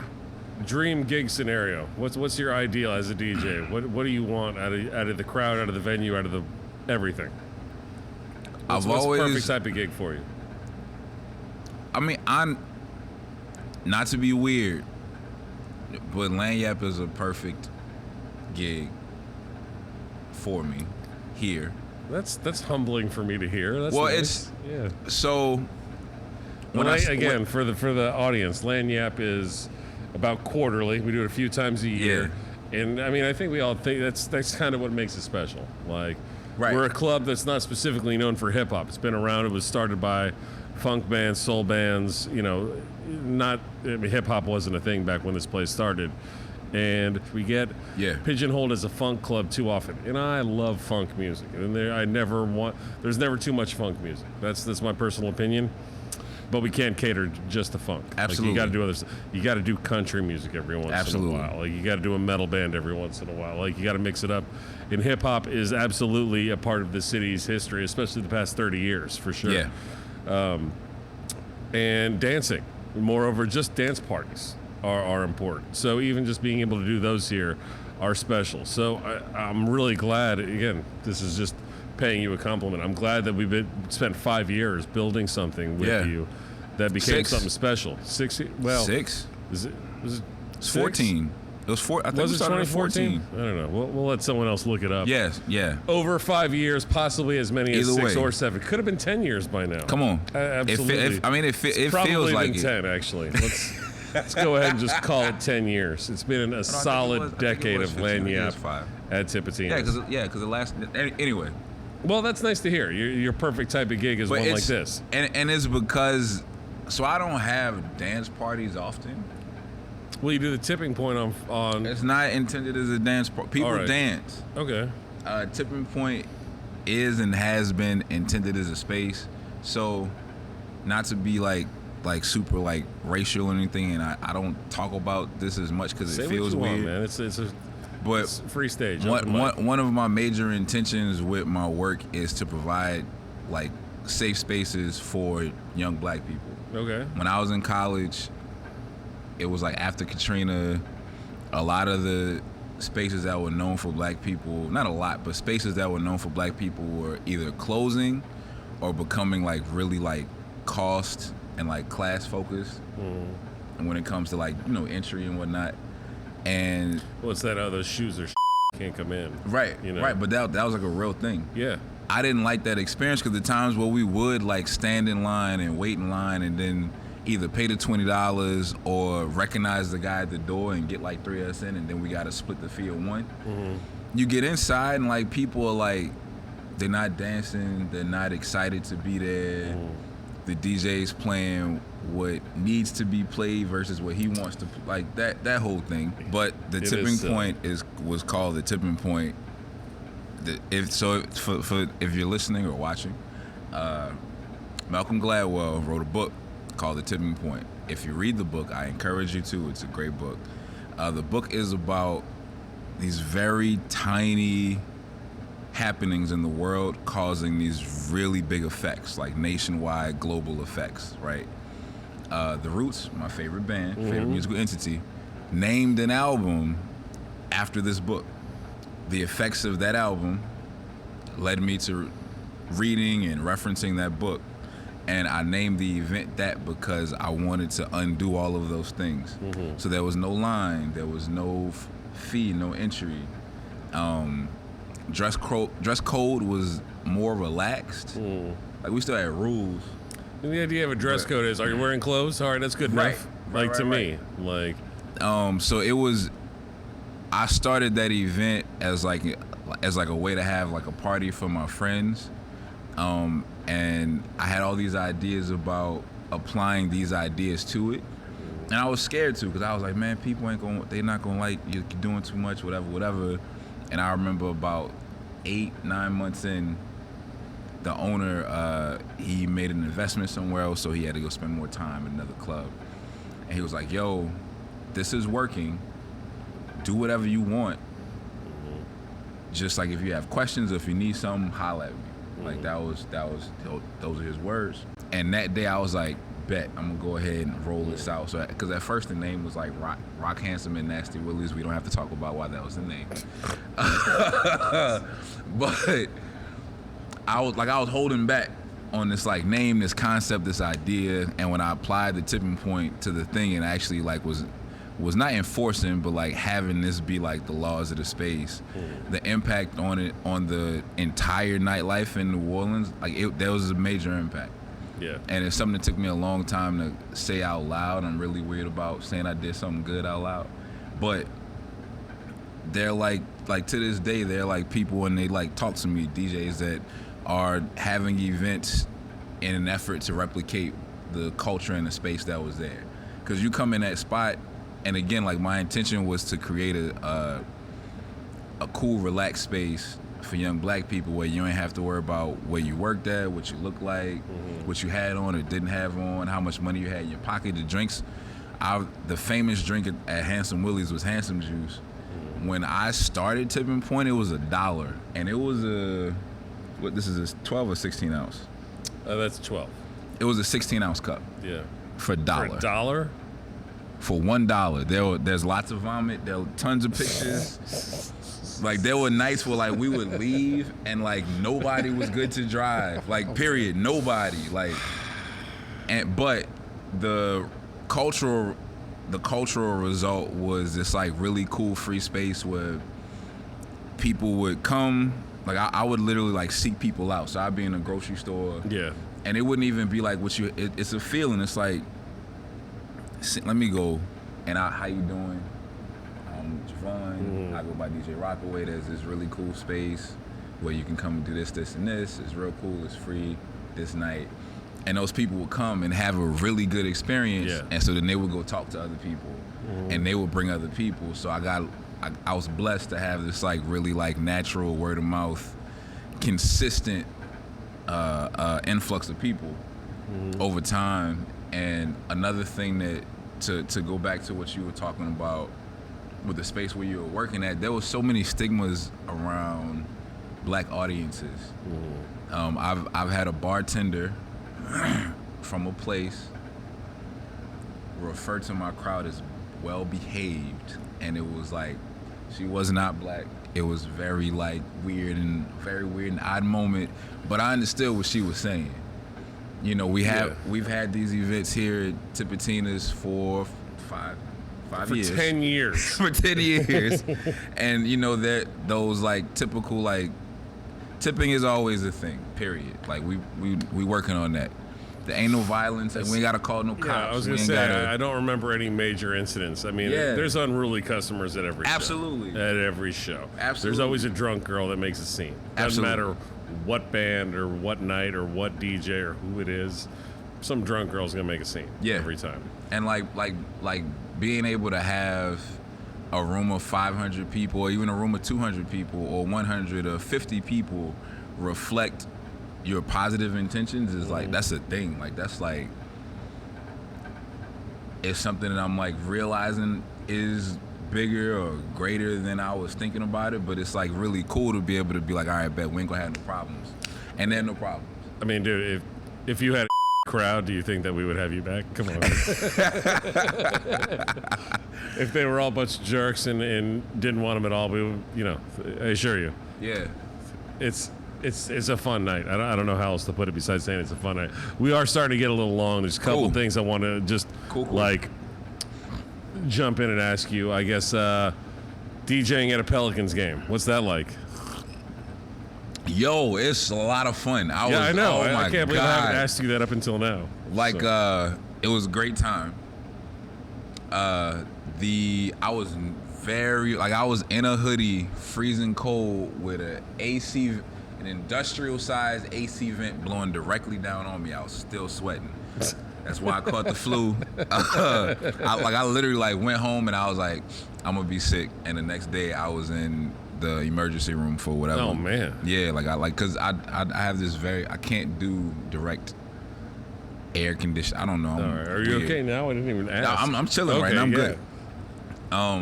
But it wasn't the largest crowd I played for, which was I think the largest crowd I played for is still at Exhibit B because it was 10,000 plus. Yeah. And it wasn't sold out that day. Been a long time since the Pelicans drew 10,000. So. Right. So, but it was a really groovy experience to be blasted to so many people at one time and because even at Exhibit B, it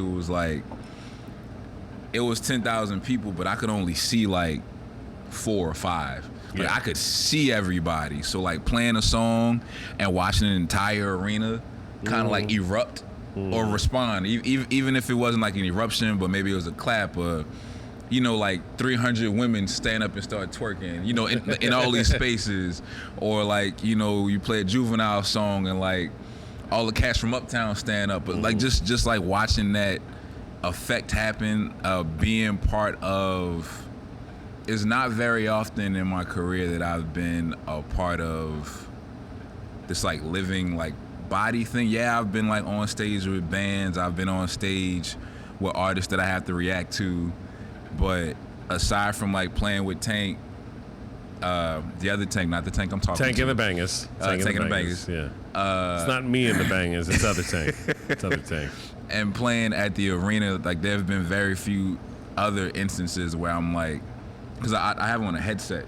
Yeah. And in the headset is constant, they're constantly talking about the show production, which is really, it's not very often I go a place and they have every single thing planned out. They have to, man. It's a it's major, so beautiful. Professional sports are major production. It's such ballet, and people don't talk. It's and I'm hearing and I'm watching stuff happen as they're yelling, and they're so you can't watch the game. You don't get to watch the game anymore. Right. Yeah. Because the reason why I was so nervous was because I was looking at the run of show and everything's so back to back. Yeah. It's everybody ready the whole time. So oh man, gotta play the song, gotta play. Boom, got it. Yes, got it. Then it's all right, fade down. It's all right, here come, 5, 4, 3, boom, yes. That was me while I was DJing. So being able to be a part of that, knowing how much it costs, knowing how many people are involved, knowing it's out, that game was on. It was an ESPN game, so I was on ESPN. Yeah. I would my son was watching the game because I was on ESPN. That's powerful. That's they got my name. It was great. It was a really great experience, and it taught me about timing for sure. If I didn't know about timing before, I knew about it then. Yeah. But it was also, I guess, kind of a preview of what else there is. In my time in New Orleans, I feel I've done a lot of what could be done here at home, and I'm always wondering about what else there is, what other opportunities are there for a disc jockey in the world that's not just playing in a bar, that's not just playing in a club. I believe that DJs can be put in almost any situation, and for lack of a better example, you could put a DJ in a funeral if he's really good. I could see Questlove in the back. Oh, I'm sure he'd crush of it. a church and murder it. Crush it. I could see it. I absolutely believe I could see it. I've seen him spin at least 3 shows here before. Yeah. So for me, I like to think often about all the other applications, all the other possibilities of DJing, and to be able to be the music that I've heard when watching all of the games, all the times, that was just really full circle experience for me. Yeah. Let me ask you another industry question, or I guess DJ specific question. What is something about being a DJ that most people just don't understand? We're always working. All right. I think, and even now, when I talk to my friends, if they call me 12 o'clock on a Monday, Tuesday, Wednesday, there's almost this tone of, I know you sitting at home with your feet up. Yeah. And that shouldn't be the case. Yeah, we have like different schedules. Like we don't have to go clock in. Mm-hmm. But we just like any other entrepreneur. Like we have, it's a business. I'm a business. Mm-hmm. So I should be practicing, cataloging, handling paperwork, listening to music. I just say just listening to new music all the time. Probably. Like this is work for me. Like my brother Kevin, like Kevin understands. Like I was at Euclid 2 weeks ago, and Kevin was just trying to link up. We ain't seen each other in a couple weeks, and a couple days, and he was like, "Yo, you working?" And I was like, kinda. I'm at the record store. He was like, "Oh, call me later. You know, but he recognizes that you're thinking about work already. Yeah. So I think a lot of people that aren't, in the industry, because I've also, watching people not understand what certain cables are, it's strange to me. But it's like, yo, this is what you do. You're supposed to know, plug this in here, and all of that kind of stuff. But yeah, I think that's my answer. That's my final answer. No, that's a perfect answer. We have been talking for a long time, so I do want to wrap it up with at least one short fun topic that I've been asking all of the guests as of recently. Po' boys. Do you have a favorite po' boy shop that you would like to claim, and a favorite po' boy? And then I have a follow-up question after you answer that, if you want to answer that. Today, I'm gonna go with a shrimp and catfish po' boy from Parkway Po' Boys. From where? Parkway. From Parkway? Mm-hmm. All right, that's a safe answer, I guess. So, I've been experimenting with some other places. Sammy's hot sausage is like, at present, is a cool second. But Sammy's phenomenal. Sammy's is great. They're phenomenal. But there's some places I used to go a long time ago that I haven't been in a while. Some like Spiders and Brown Derby, stuff like that I used to go to all the time. I just haven't been in a long time, so I don't know if the experience is the same. You said shrimp and catfish, is that right? Yeah. Is that what it was? Yeah. Both fried shrimp, fried catfish? Yeah, fried shrimp, fried catfish. All right, well, if you were to create... no pickles. Dressed, no pickles? Mm-hmm. All right, that's a good answer. I could eat one of those for sure. What would the Rockaway be? You're creating the Rockaway, the po' boy with your name on it.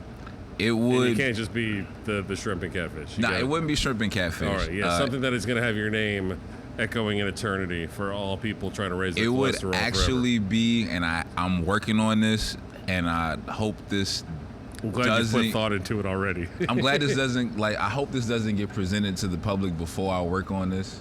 But a stewed and or etouffee style catfish, dressed, I think would be it.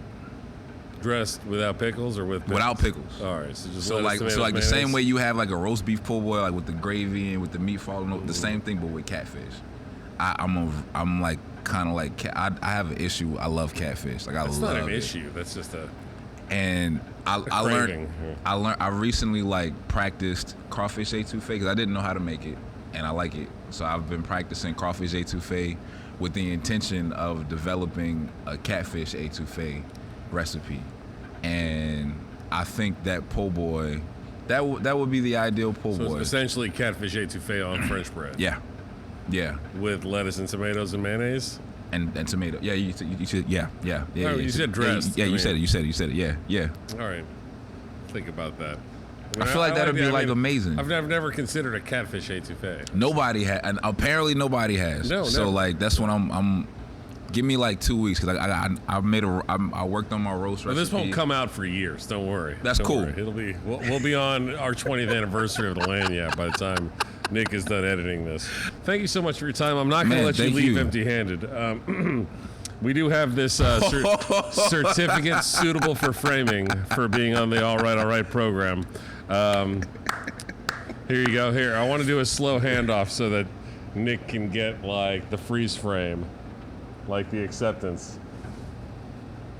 There we go. You can have it here. Take the folder so you don't... I get a folder too? Yeah. So listen, I don't want you to mess it up. Walking home from elementary school with a manila folder was like, that was a thing. You did something good. Well, guess what? You did something good again today. I mean, as you can see in the title, what does it say? Certificate suitable for frame. There Can you I go. read the whole thing? If you want to. Certificate suitable for framing for participation in the All Right broadcast.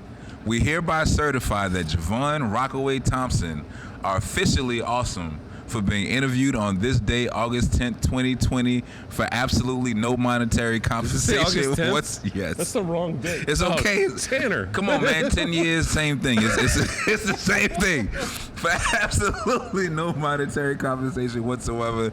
Congratulations and you're welcome. Seal of seriousness. It features a banana brand. Thank you. You are welcome. It's getting framed. Are you sure you don't want to get the date correct? We can. No. I'll get you a Sharpie or something. I mean, I feel like that's part of like the greatness of this is I get to remember that every time. That is the second time he's messed up the certificate. We've only It's done it like okay. 3 times, and he's already messed up 2 For no money. monetary compensation. None. See? No. But I got you free Hendrix. Thank so you. Feel free to have another one of those. And if that's you like. expensive, just in case y'all don't know. That is Hendrix our costs- most unless you go premium to Target, vodka. It's really cheap at Target. That is our most premium vodka. Or I'm sorry, gin. Our most premium gin in the house. All right, I'll do my little close up. Thank you so much, DJ Shout out Rockaway, to my Jevon son. Thompson. Hashtag Love away you, team. What is away team? Yeah. Name all your websites and everything else you got. DJRockaway.com, DJRQAWAY.com, my bad. What is away team? WHATISAWAYTEAM.com. Those are my websites. What is away team is down at the moment because it is being converted into a merchandise store. Very nice. Very I'm nice. saying I'm trying to get on my tips level with the merch. I've been sleeping, so yeah. Well, oh man, I didn't even get to ask you about some of your merchandise too, and some of your other partnerships. Don't forget Black Thighs Matter as well. That's not even yours though. That's something that you partner that's with. the homie Kid. Shout out to Kid. Yeah, for sure. Can I also say that thank you, Tipitinas. I say this at the end of every show and before the show sometimes too, but thank you so much. The opportunities that I've had here have been very major parts of my career and things that I'm proud of and things that I will cherish for a long time, and not even on no bullshit, like for real. Like being able to play at this place, being aware of the history of this place, being aware of the love that y'all actually have for artists, no matter what they look like, no matter where they from, is something that's important to me, and I try to communicate that to people that come here to celebrate life with me. So thank y'all so much. Thank y'all. It's very sweet of you to say. No, you can't say that though. You asked. I'm just kidding. Thank you so much, Jevon Thompson, DJ Rockaway. Spread love, it's the NOLA way. It is the NOLA way. Spread love. It's the NOLA way. Thank you so much for joining the All Right broadcast. Thank you very much to the great Pete Jones on sound and lights. Yeah. Tan the man on the cameras and Come the on. recording. And Nick Logan, our creative director, executive producer, editor, whatever other title he wants to put in the credits. Probably rolling it right over my face right now. Oh, dude, we got a light show. Oh, he had to step over there to start doing Nostalgia. that. I'm not giving you a whole lot of fanfare to work with. I'm just still talking. Thanks. Thank you so much for joining us on Tipitinas.tv. Thank you to Tipitinas for allowing us to use the space. And thank you so much to Nugs.net for the usage of the equipment. What up, Nugs? Thank you so much. Tipitinas.tv. I hope you enjoyed it, and we will catch you again soon. Thank you again, DJ Rockaway. Peace. Thank y'all. Whew. Was that fun?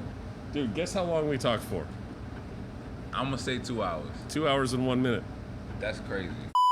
Look at that. Oh, like I... the